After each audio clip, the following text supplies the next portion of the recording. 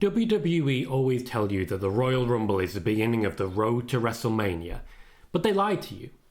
Survivor Series is where we actually start to see the big matches take shape. Survivor Series, when Drew McIntyre pinned Walter at the time, in about 15 seconds before moving on to challenge Brock Lesnar for the World Heavyweight Championship. This is what we're talking about. Well, WWE Championship, I should say, because World Heavyweight wasn't even a thing then. This is what we're talking about when we say we are setting the stage for what happens next. Roman and Cody started in a War Games, and now it feels like it's starting again. Welcome to the Spoiler Warning Podcast. We are going to be talking about Survivor Series that has just happened, 2025 War Games, and there is a lot to cover. I've got some backstage exclusive news that you might enjoy, details as to Liv Morgan's return, and plans for WWE's work with Cody and CM Punk, because there was a lot of tension teased between the two of them, wasn't there? And it does feel like a Cody Rhodes heel turn might just be incoming. Be sure to hit like on the video and let me know in the comments what you thought of Survivor Series as I dive in. I'm going to start with our first match, the Women's War Games match, and it was a doozy for a women's War Games match. Unfortunately, I do feel like the WWE historically just give the women less to do. The actual carnage and damage of War Games doesn't feel that big anymore. WWE's toned itself down quite heavily in the last few years, particularly to avoid comparisons to AEW in their blood and guts atmosphere. The WWE doesn't necessarily want to be in that category. So, while this is supposed to be the most hardcore of the hardcore, jumping off the top while wearing a trash can isn't necessarily all that hardcore. There was a kendo stick. There was a trash can lid. There wasn't a lot. And when it comes to the whole War Games, you're trapped in here and carnage and destruction, I don't even feel like there was that much on the Tower of Doom.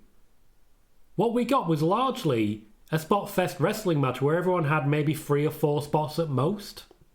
And admittedly, it took them a while to remember and go through them all, but for a match that apparently went over on time, this was not jam-packed. I was fairly confident we were going to start with Charlotte versus Asuka. Those two have got a lot of history, they've got a lot of chemistry, and they took full advantage of that. But I was disappointed that we didn't see much in the realms of hardcore. When we had Nia Jax involved, she just basically was, hi, I'm strong. That's kind of it. Lash Legend, a huge moment for her. They didn't give her anything to do. She didn't look dominating because everyone had already been beaten up. She didn't look like an actual threat. And I know they somewhat protected her by having her get spat on. Only in wrestling can you say stuff like that. But it just didn't feel like they're actually that high on anyone in this match. And one of the people in this match is Becky Lynch. The biggest name in the industry in terms of women's wrestling. The biggest. And it just felt like they didn't really care about any of them. In fact, I need to rewind here because the big question I want to ask, while I'll go through these matches, is Survivor Series actually a big show anymore? Because it doesn't feel like it. This was a takeover. And this was one of my biggest concerns when Triple H took over. Instead of getting Triple H evolving the main roster and going to the next level, it feels like the main roster has come down to NXT. Both in terms of the stars consistently being used, and in terms of this was a takeover. There was only 4 matches, there were some big names missing, and it just didn't feel like it hit home because it was short. It was 2 hours and 40 minutes after you take some of the ads out on Netflix. I know the ads will have padded it up to 3 hours, but I was expecting a 4-hour show for a Survivor Series. And the men's match at least felt rushed. The women's felt like it went over a little bit because they were indulging Becky Lynch and taking a while to set up the trash can on the head. When I say indulging Becky Lynch, I mean working on facial expressions. I'm going to sneeze. I don't do a lot of editing on these because it's a podcast format, so I do apologise if that's your first time experiencing the weird Tom Colohue sneezes. I abort sneeze because I had a lot of nosebleeds as a kid. So I'd sneeze and then there'd be blood. So I just kind of pull out Shouldn't have said that. Anyway, back to the women's match. It did feel like a takeover. It didn't feel like anyone was being treated like a big name. And for the return of someone like AJ Lee, it should have. There were moments. Nothing in that match is going to live long in the memory for me. Maybe Io Sky wearing a trash can that said her own name, but even then, that's because she does that every time. It's not new, it's not unique. I think everyone worked hard. I don't think anything was memorable. For me, the match was a 5 out of 10 at most. If we're going on the A to E category, it's a C. It's slap bang in the middle. It wasn't impressive. It was kind of dull. To cover what news I've got here, mentioning there that it was a takeover, mentioning that Charlotte and Asuka started the match.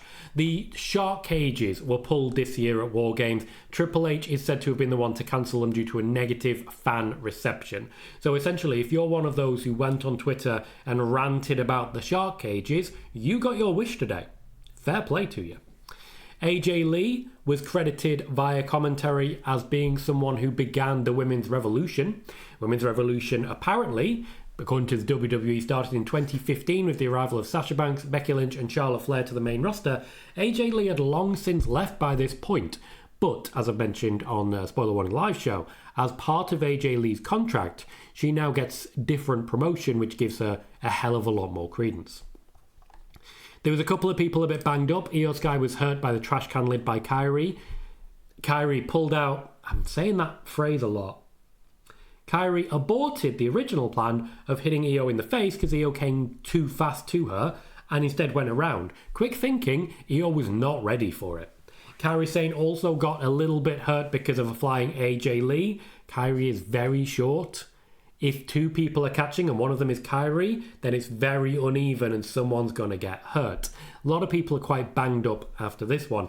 And as regards the finish, Becky Lynch basically took every hit. AJ Lee then went into a submission, which doesn't quite work for me.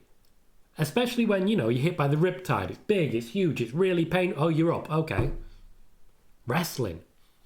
Becky Lynch wanted to end by tapping out to further establish AJ Lee with newer fans who may not necessarily know her. There's a reason AJ Lee has worked with Becky Lynch so far, apart from the fact that AJ Lee wanted to. Becky Lynch is also someone who's worked on an entirely different generation of fans. This is their first actual crossover to be in the company at the same time. I'd also have to throw compliments out to the women's division in general here. They really aren't precious about submission holds. If they're going to lose a match, they don't care how. Whereas you have a lot of people in the men's division who refuse to tap out under any circumstances. These people tend not to last very long. One of them actually returned in the main event. Let's not get ahead of ourselves. Dominic Mysterio faced off against John Cena, and honestly, this was probably their best match so far, primarily because it featured so little wrestling. This was horrendously overbooked, but not in a bad way. In the exact way we'd expect from Dominic Mysterio. He did his usual shenanigans. He had a bit of a wrestling match to start with and then moved on. He did his usual shenanigans. Raquel Rodriguez and Roxanne Perez both had a chance to physically dominate John Cena. And honestly, I give John Cena immense credit for, one, allowing that, and for two, requesting that. Someone the build of Raquel Rodriguez can throw you around, especially after you've been wrestling for 15-20 minutes. You're going to be tired, she's fresh. Roxanne Perez can certainly pick the bones. I wouldn't necessarily put her and John Cena as a fair match, let's be honest. Though I do feel Raquel Rodriguez is a lot closer when it comes to build physicality. John Cena's basically built to throw you on his shoulders. That's who he is as a person. He'd do very well in a physical 100. Oh, that's a dream. Anyway. The match itself did not put a particular spotlight on Dominic Mysterio, which is unfortunate because that's what John Cena's actually looking for. He wants to put a spotlight on Dominic Mysterio. He's been requested to do that by Rey Mysterio. Rey wants his son to get the best opportunities, so this very brief, very quick Intercontinental Championship run has been all about giving the rub to Dominic Mysterio. Someone's got to rub the guy, in order to make this work. Now, it wasn't just Raquel and Roxanne that got an opportunity to beat up John Cena. Finn Balor and JD McDonough both also took that opportunity. The double AA was the best that's ever been pulled off. John Cena's done that previously, but was Edge on top of the Big Show? Bit different when it's Finn Balor and JD McDonough. They are both relatively petite men. And I honestly think they got less offense in than Raquel and Roxanne did. So, Judgment Day, you know how to make this work, don't you? The double AA was beautiful, particularly because JD McDonough had a firm grip on Finn Balor, and also because if you've seen Finn Balor's abs, you'll know that a firm grip on Finn Balor is not a difficult thing to achieve.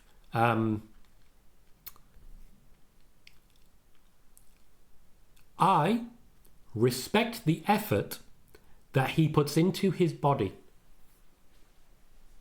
I think I'll get away with saying that. Because I've never had abs, I don't think I ever will have abs, and it would be lovely to have abs, but I'm 37 and I'm getting worse, and worse. And yes, I'm younger than Finn Balor, but that doesn't matter at this point. He already has the abs.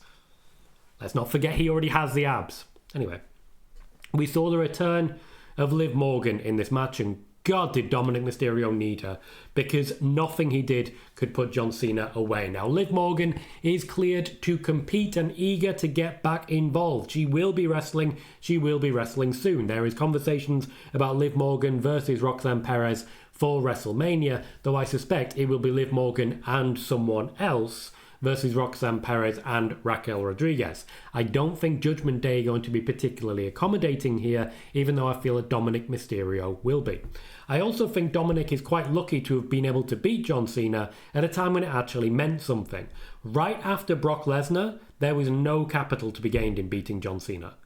In fact, Dominic losing to John Cena made it mean something to then subsequently beat John Cena, even though, my God, my word, the shenanigans. Dominic is also very much en route to the very top. I've mentioned this before. I do think there's a world in which Dominic Mysterio is a Royal Rumble winner and goes up against Cody Rhodes. That said, I don't think this will end up being the year, so I see another opportunity coming for Dominic, particularly with his Intercontinental Championship back. Cena is said to have wanted to play his part in preparing for that moment when Dominic became the guy, because Dominic Mysterio is going to become the guy. There's a lot of people at the moment that WWE are referring to as the future. When everyone backstage is telling you about someone, you have to believe them. Dominic is one of those people who just continually am being told he's the future. Bron Breakker, everyone looks at this guy as the future of wrestling. So it's always very entertaining when I see people on social media saying, oh, he's not good enough, he's never going to be the guy. If wrestlers are telling you this guy's the future, he's gonna be the future because they'll do the job. And if Bron Breakker's getting the job, there is interest in Liv Morgan and Dominic Mysterio versus AJ Lee and CM Punk, though WWE are not sure how to get those two combined at the moment because of different storylines already dominating the perception. Speaking of dominating, we move on to Stephanie Vaquer versus Nikki Bella, and my God, do a lot of people really not like Nikki Bella anymore. Part of Nikki Bella's heel turn was due to a poor reception to her last match, and this did not improve. This match also got a poor reception, primarily in the arena, and I can't disagree. It was slow, it was plodding, it was methodical, but it wasn't particularly well thought out. In that while there was plenty going on to cause harm, cause damage, and plenty of believable offense, it wasn't enough to pop a crowd.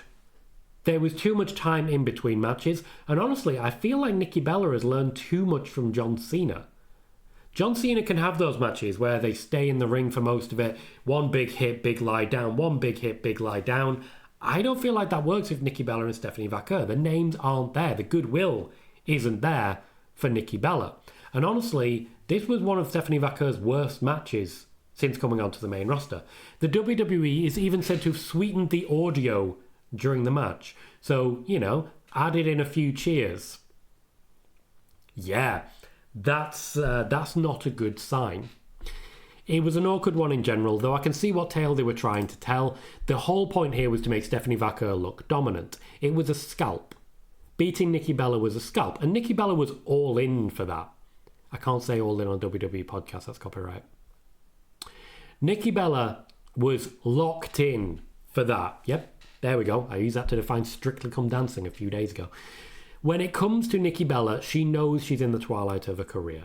She knows the WWE primarily want her to try and tempt Brie Bella and subsequently Daniel Bryan back to the WWE side. And she knows that giving back to the next generation is her best option to maintain relevance. So that is what she's trying to do.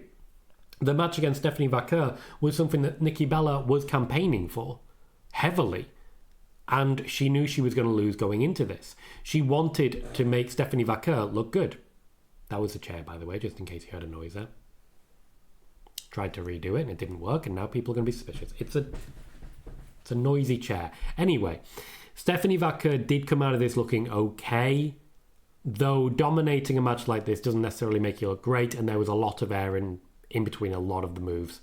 There was a move earlier in the Women's War Games where Alexa Bliss was punching and slapping Becky Lynch, and because she wasn't stamping her little feet, it didn't look like anything was connecting. It didn't sound like anything was connecting. But at the same time, when there's two rings connected, the audio when you're stamping your feet is not going to make the same resonance. It's why a lot of the offense didn't sound impactful. It didn't echo as much. The microphone underneath the ring wasn't picking up all that noise as it should have been doing. And this match suffered because of it. So Stephanie Vaquer still looked okay, but I can't say in the end this particular feud has given her much more than airtime, which is not what Nikki Bella was going for and not what Nikki Bella was hoping for.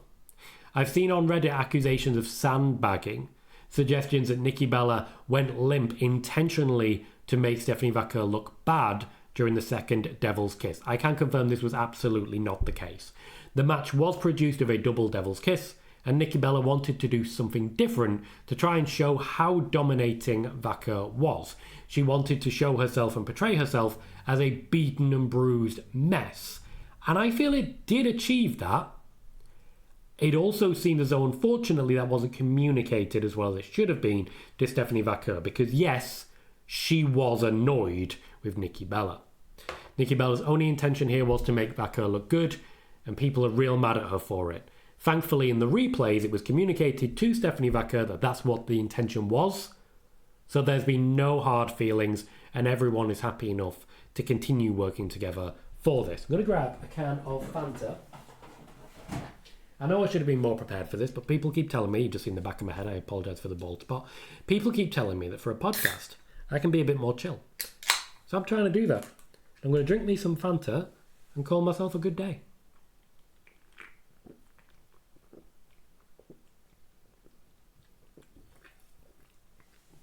The final match was a men's War Games match. This again suffered from lack of key moments. There was some high flying. Cody Rhodes coming off the cage was decent. Nothing we hadn't seen earlier. Brock Lesnar going for a table seems to happen a lot. Roman and Brock, in fact, weren't in the match very long at all. And this, I feel, is one thing that really harms War Games at the moment.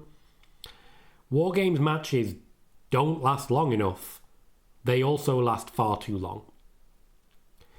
The 30-minute or so wait to get everyone in the ring and start the match really hurts the momentum, and it definitely hurt the momentum of this match, to the point that Jey Uso had to re-hype the crowd in the middle.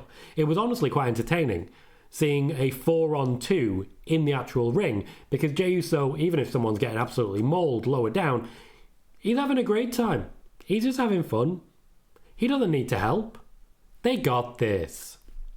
So he had to re-hype that crowd. And this was part of why they had certain layouts and certain people coming in at certain times. Why AJ Lee came in when she did at the Women's War Games. It was to try and keep the energy high. I don't feel like it succeeded. When we finally got our last people in, it felt like no time passed at all before the finish. Which was awkward. With Rhea Ripley, I can understand. They were trying to protect her face. She has an injury at the moment. Why were they trying to protect Brock and Roman? They shouldn't have been, and they weren't. The match just didn't last. The elements of hardcore were weak again. Yes, we had brass knuckles, but I don't believe in Logan Paul. just as a person, just like generally. So I don't necessarily see him as a threat even with brass knuckles. Brock Lesnar and Roman Reigns felt like a big deal. It felt like a really big return to form for a rivalry that never seems to end. But the problem is this rivalry never seems to end. Now, if they had a Digger involved, I'd be down. We were not excited for that SummerSlam match, and then there was a Digger involved, and suddenly we were. And I still am, because I remember that microphone flip and catch. It made me feel things. We didn't have a moment like that. As Survivor Series goes, this simply wasn't strong. War Games did tease tension between Cody Rhodes and CM Punk. The intention there was to see how fans reacted to it. I mentioned on Friday's show, I'll mention it here. There is an idea being put forward by a member of the creative team for a championship unification match between CM Punk as World Heavyweight Champion, Cody Rhodes as WWE Champion, and Roman Reigns, which would suggest Roman Reigns would win either the Royal Rumble or the Elimination Chamber. Personally, I'll go Royal Rumble if he's going after both belts. This is not something that's guaranteed. This is a concept. But you can see during War Games how it was teased. I mentioned it on Friday because there were suggestions that they'd try and build towards it in War Games. And part of that production was to say to fans, hey, we could give you this. What do you reckon? So that was a tease. And it was also to try and show that CM Punk is more understanding, less of a wild card. CM Punk's basically got dad energy nowadays. And that's what it's supposed to be. Though he still had a moment of utter fury, like real stuff, during this match. And the man he was annoyed at was Austin Theory. This was the mystery man who came in to do the stomp, playing up on the now forever Seth is not really injured meme. Austin Theory unfortunately completely missed his cue to get in the cage and break up a cover with a stomp. Bron Breakker in fact called an audible because CM Punk was supposed to be in a standard cover, but he turned and laid backwards so that he could see that no one was coming. No one was coming. So Bron Breakker saw that, called the audible, dived in to break up the pin, and they went from there. Punk did what he had to do, but is said to be absolutely furious with what happened, and he was remonstrating with the referee for a long time afterwards. The matches, the show, it wasn't bad, but that's the biggest compliment I can pay to it, unfortunately. I've seen fans react positively, I've seen fans react negatively, I've mostly seen fans react negatively now. It's difficult to really come in and say this was a great show because it wasn't. It was the very definition of average. It was not something I can ever see myself watching again. And for the first show in a stadium, for the first show in which they reached those top heights, it was sadly disappointing. And I can't feel that so many of those people who spent that much money on a ticket in the nosebleeds would have gone home that satisfied. With the cages as well, you're going to struggle to see in the first place. So what are you supposed to do there? It's a difficult one. Survivor Series is one of those shows that was always part of the Big Four. It was always a big deal. It was supposed to leave you wanting more. It was supposed to be the beginning of a rush to the top of the calendar, the peak of the moment, WrestleMania. This is lucky to have scored a 5. John Cena and Dominic Mysterio had the best match and it was the biggest mess. I don't know. It's a difficult one. But for me, Survivor Series, it's not a big show anymore. And now for something completely different. So if you've stuck around this long, I appreciate it. Brock Lesnar is back in the WWE and he's largely been treated like he's never gone anywhere. But they're also really not handling the fact that he did go anywhere or why he went. Brock Lesnar is said to have come back with some new anxiety issues and some new nervousness and confidence issues, which is keeping him separated from a lot of the rest of the roster. But people, friends such as Roman Reigns, are helping him through it, and it's why he's being paired up with people he knows quite well, like John Cena. However, there was a moment during the show where Michael Cole started talking about how terrified he was of Brock Lesnar. And I've got to say, if I'm in that commentary team, you've got to know, you've got to be able to use the phrase, Brock Lesnar scares the piss out of me. But then surely he'd want to see the video. If I'm on commentary in those moments, you want to jump on that. But maybe not on that. You want to be careful what you jump on when it comes to Brock Lesnar.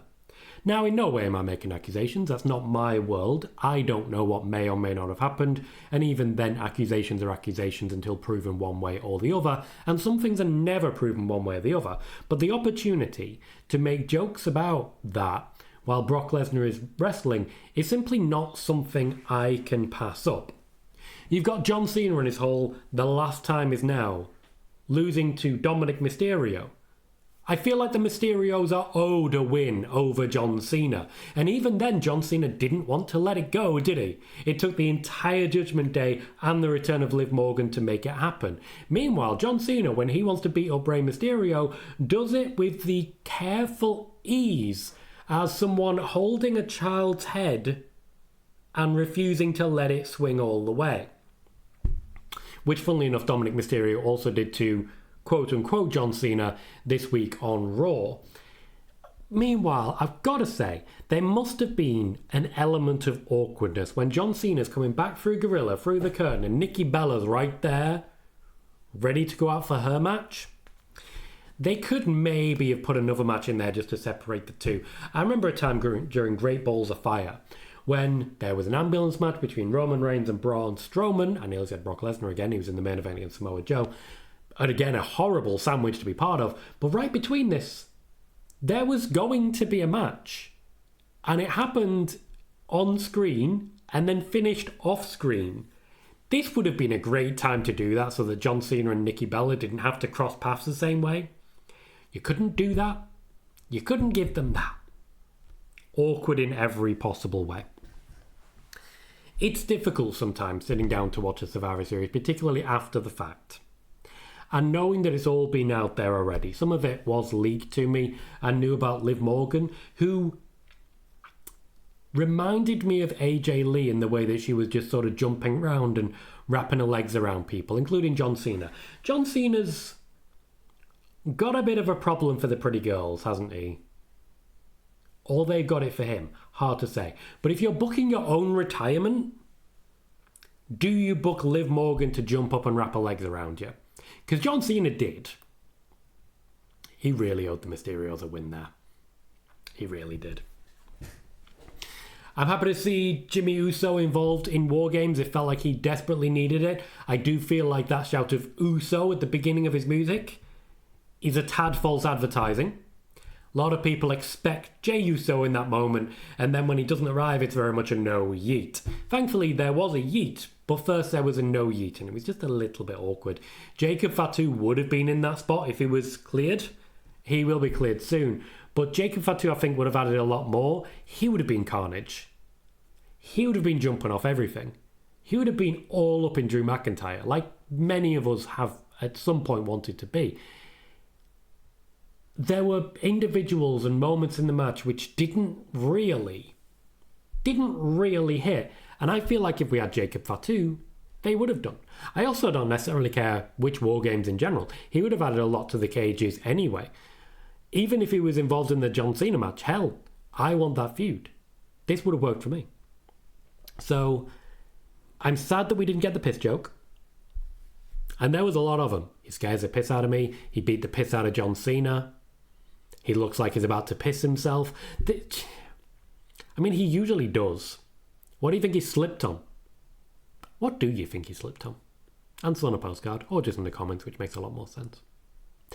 Just thought I'd riff for a little bit with you guys, have a chat about it, and then wrap up the review. So, there's plenty more that you can dive into. The video's on screen now, but until then, I've been Tom Collique. You've been fantastic, and I'll see you all very soon.